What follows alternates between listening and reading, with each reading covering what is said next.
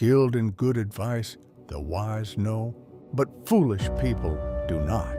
When the radiance of the sun appears, owls become blind. In order to correctly understand good advice, we need to develop the skills to analyze its essential meaning.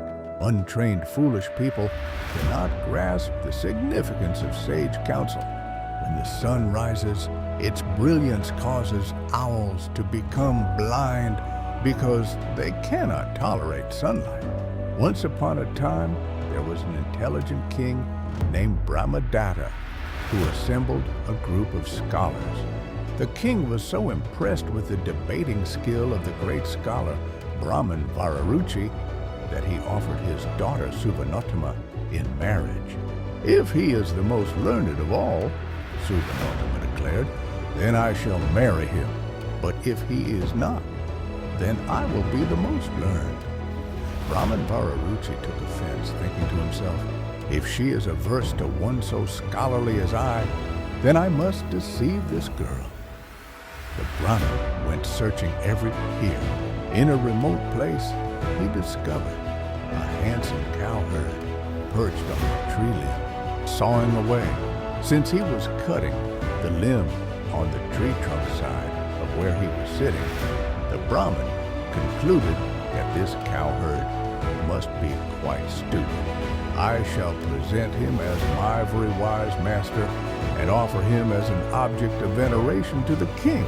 Then I shall marry the daughter," he resolved as he led the cowherd away. The Brahmin sat the cowherd down in the shade of a tree and massaged him with milk while teaching him to say the prayer or prasvasti. Then he clothed him in the garb of a pandit and seated him amid a gathering of many people.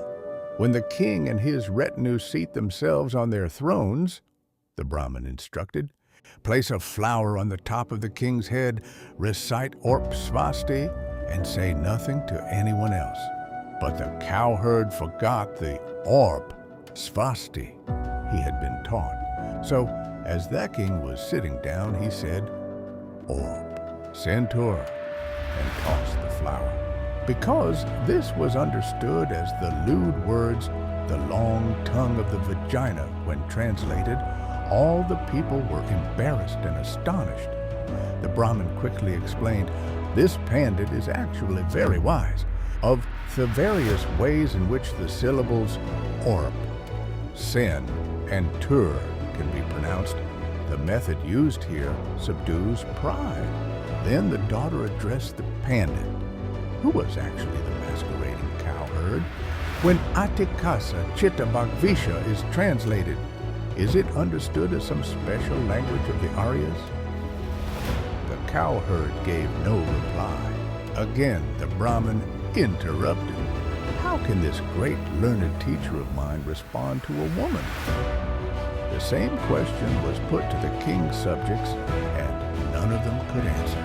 In order to investigate the matter further, they escorted the cowherd to the temple. He showed no interest in any of the statues representing the body, speech, and mind of the Tathagatas.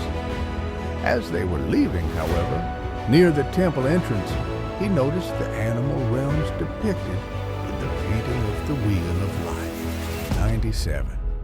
This activated his negative predispositions to cow herding, and he pointed his finger, saying, "These are buffalo," and so on.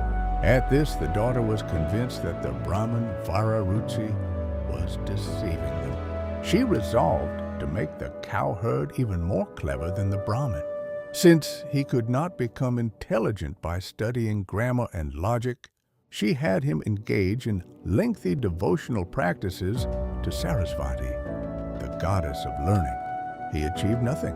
Finally, one evening, she instructed her servant, Kalika, "Go sit behind the clay statue of Sarasvati in the temple. In the early morning, say to the cowherd, 'Do you not desire spiritual attainments?' and gently give him a sweet." So the servant slipped into that place and waited. When the time came, she said to the cowherd, take this spiritual attainment, and held out her hand to give him a sweet from the mouth of the statue. The cowherd had acquired such devotion that he beheld a vision of Sarasvati herself giving him a sweet, and at the moment of eating it, he became very wise. He even answered the daughter's earlier questions and became famous in the world as the Pandit Kalidasa, who composed the poetic treatise called the Emergence O Payal. At that same time, the king, who was also wise, composed a half-verse in order to test the scholars. It asked a question: the lotus in the water quivers, for what reason? Kalidasa said, a bee enters, the sun sets, wings of trapped desire vibrate. Thus he provided the answer to the half-verse, completing both question and answer with one verse. A barmaid who coveted the award then killed the pandit and hid his body. When presented with the completed verse, the king was very pleased. Therefore, it is said, the gods look after those who are very wise.